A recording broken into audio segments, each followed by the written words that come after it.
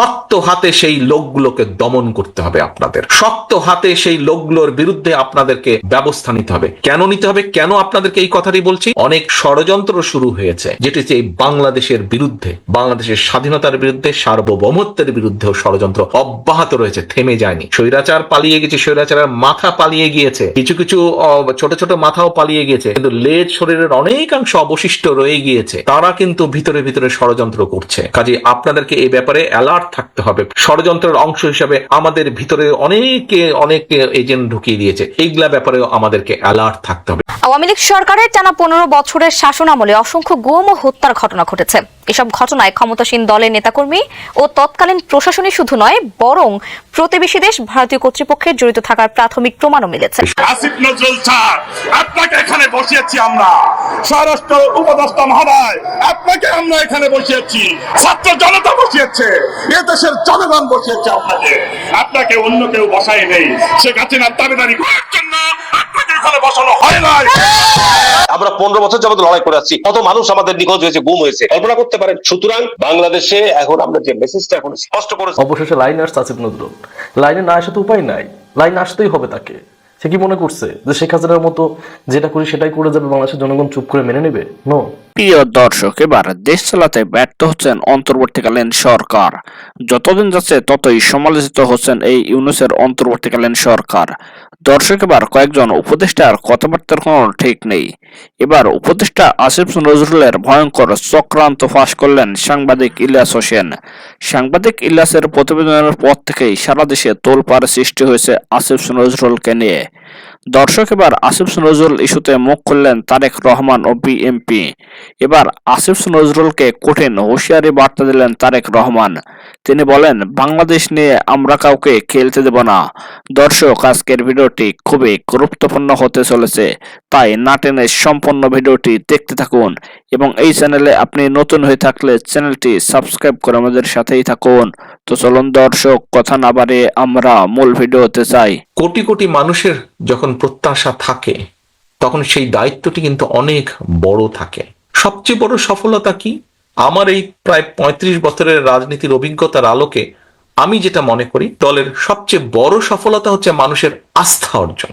মানুষের আস্থা অর্জন। এই যে আপনি যখন বের হন, যে কথাটি বললাম, আপনি যখন বের হন, মানুষের সালাম পাচ্ছেন, আপনার সাথে অথবা তার সাথে, সেই ব্যক্তিটির সাথে যারা সালাম দিচ্ছে, যাদের কনসার্ন আছে, যারা জানতে চাইছে, তারা মনে করে যে তাদের ভাগ্যের সাথে আপনার একটি বিষয় জড়িত আছে। আপনার কথাবার্তা, উঠা বসা, আপনার বক্তব্য, বিবৃতি, আপনার কাজকর্মের সাথে তাদের ভাগ্য কম বেশি জড়িত আছে, তাদের ভবিষ্যৎ জড়িত আছে। সেজন্যই আপনাকে জিজ্ঞেস করে, আপনার উপর আস্থা রাখতে পারে, ভরসা রাখতে পারে, আপনার উপর আস্থা রাখছে। এটাই হচ্ছে আপনার সবচেয়ে বড় সফলতা বা সবচেয়ে বড় বিষয়, আপনার রাজনৈতিক অর্জন সফলতা। এখন এই আস্থা তো ধরে রাখার দায়িত্ব জনগণের নয়, এই আস্থা ধরে রাখার দায়িত্ব আপনার। আজকে আপনারা এই যে প্রশ্নগুলো করেছেন, আমাকে করেছেন, মঞ্চকে প্রশ্নগুলো অনেক করেছেন, আপনি আপনার কনসার্ন থেকে প্রশ্ন করেছেন। আপনি ফিরে গিয়ে আপনার সেই মানুষগুলোকে বলবেন আপনি যে আমি এই প্রশ্নে, তারা এই বলেছে আমাকে। জনগণকে সঙ্গে রাখুন, জনগণকে সাথে রাখুন। আমরা কিন্তু সবসময় বলেছি, আমরা আমির নির্বাচনে বিশ্বাস করি না। আমরা একটি রাজনৈতিক দল, নির্বাচনে আমরা যাব, নির্বাচন আমরা করব, নির্বাচন আমরা চাইবো। এখানে লুকোছাপার কোনো ব্যাপার নেই, এটা নর্মাল, সিম্পল। জনগণের সমর্থন আমরা পাবো, বেশি পেলে আইন অনুযায়ী, নিয়ম অনুযায়ী, দেশের সংবিধান অনুযায়ী যা হবার সেটিই হবে। জনগণের সমর্থন ভিত্তিতে জনগণ যাকে বেশি সমর্থন দিবে তারা দেশ পরিচালনা করবে। অর্থাৎ আমরা নির্বাচন চাইবো, নির্বাচন চাওয়াটা কোনো অন্যায়ের বিষয় না, এটাই স্বাভাবিক। এখন নির্বাচনকে যদি ফেস করতে হয়, আমরা আমির নির্বাচনে তো বিশ্বাসী না, আমরা নিশিরাতের নির্বাচনেও বিশ্বাসী না, আমরা ভোট ডাকাতের নির্বাচনেও বিশ্বাসী না। আমরা একটি স্বচ্ছ স্বাভাবিক নির্বাচনে বিশ্বাসী, যেখানে মানুষ নির্ভয় নির্দ্বিধায় ভোট দিবে। আমরা সেই নির্বাচনে বিশ্বাসী, মুক্তভাবে ভোট দিবে। এখন সহকর্মীবৃন্দ, মানুষ যখন নির্বাচনে ভোট দিবে, নির্দ্বিধায় নির্ভয় ভোট দিবে, নির্ভয় ভোট দিবে। আমাদের একজন সহকর্মী এখানে সংবাদপত্রের স্বাধীনতা নিয়ে কথা বলেছেন। আপনি চাইছেন যে আমাদের কি পদক্ষেপ, কি পরিকল্পনা সংবাদপত্রের স্বাধীনতা নিশ্চিত করার। আমাদের তো একই সাথে পরিকল্পনা আছে যে কোনো মূল্যে এই দেশের মানুষের ভোটের অধিকারকে রক্ষা করা। ভোটের অধিকারকে রক্ষা করা, বাক স্বাধীনতা যেমন হচ্ছে ভোটের অধিকারকে রক্ষা করা। কাজেই মানুষ যখন ভোটের অধিকার রক্ষা করবেন, মানুষ তখন নির্দ্বিধায় ভোট দিবে। যেহেতু আমরা বিশ্বাস করি না নিশিরাতের নির্বাচনে, আমরা বিশ্বাস করি না আমির আমির নির্বাচনে, কাজেই মানুষকে মুক্তভাবে ভোট দিতে হবে। এবং মুক্তভাবে যখন ভোট দিবে মানুষ, তখন কিন্তু মানুষ অনেক কিছু বিবেচনা করবে, চিন্তা ভাবনা করবে, তারপরে সে ভোট দিবে। এবং তার সেই চিন্তা ভাবনাকে যদি আপনার পক্ষে রাখতে হয়, তাহলে কিন্তু জনগণের আস্থা আপনার পক্ষে থাকতে হবে, আপনার প্রতি জনগণের আস্থা রাখতে হবে। এবং জনগণের আস্থা যদি আপনার পক্ষে রাখতে হয়, তাহলে আপনার আচার আচরণ, কথাবার্তা সকল কিছু সেরকম থাকতে হবে। প্রিয় সহকর্মীবৃন্দ, বলে দেওয়া যায় মোটামুটি যে প্রত্যেকটা মানুষের বিরুদ্ধে না হলেও একটি করে হলো, এই স্বৈরাচারের আমলে একটি করে হলো মিথ্যা বা গায়েবী মামলা আছে, মিনিমাম আছে না? প্রত্যেকটি মানুষের নামে আপনাদের আছে। এই যে হাত তুলেছে সবাই, না গাজীপুর থেকে আছে। এখন প্রিয় সহকর্মী, এই যে ঢাকা জেলা থেকে হাত তুলেছে, নারায়ণগঞ্জ থেকে হাত তুলেছে, প্রত্যেকটা মানুষ।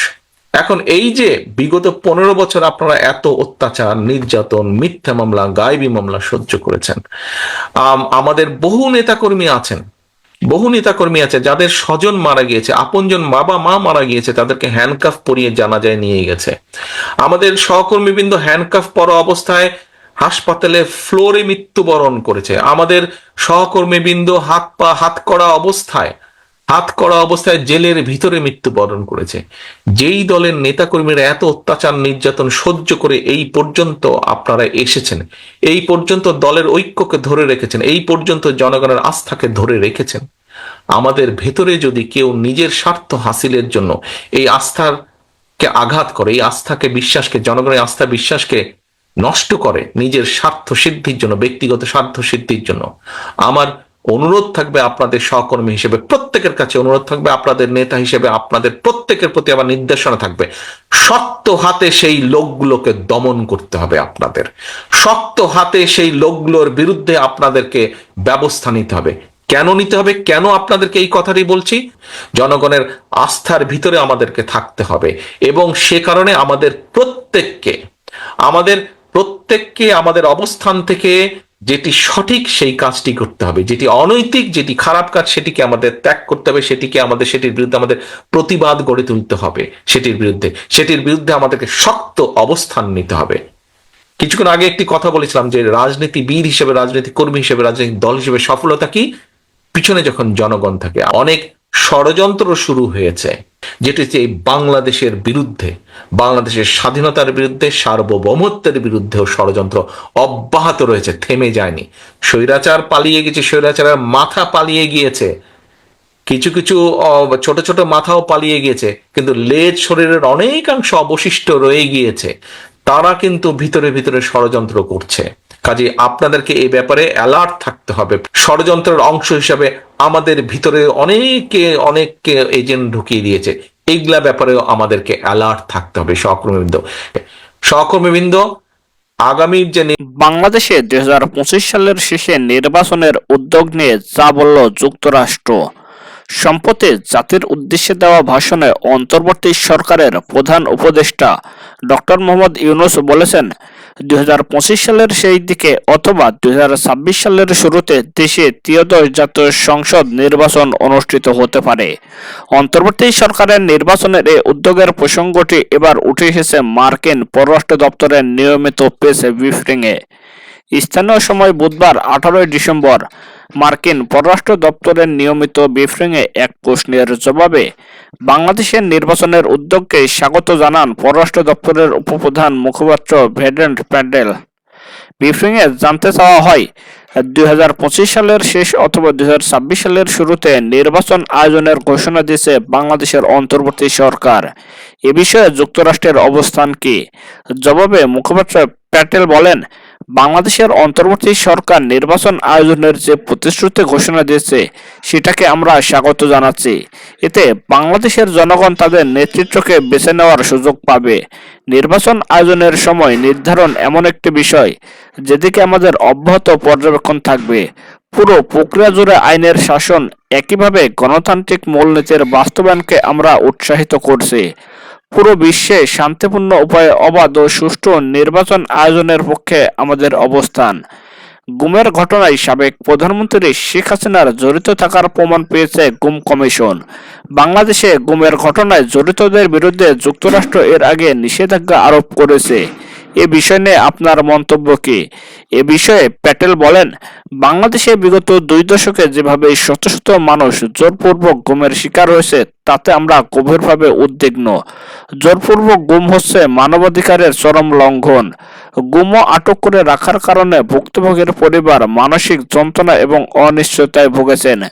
বাংলাদেশের অন্তর্বর্তী সরকার এসব অপরাধ তদন্তে যে পদক্ষেপ গ্রহণ করেছে তা যুক্তরাষ্ট্র স্বাগত জানায় উল্লেখ করে তিনি আরো বলেন, গুমের শিকার ব্যক্তি এবং তার পরিবারের সদস্যদের জন্য ন্যায় বিচার নিশ্চিন্তে স্বচ্ছ বিচার প্রক্রিয়া নিশ্চিন্তের জন্য আমরা আহ্বান জানাই।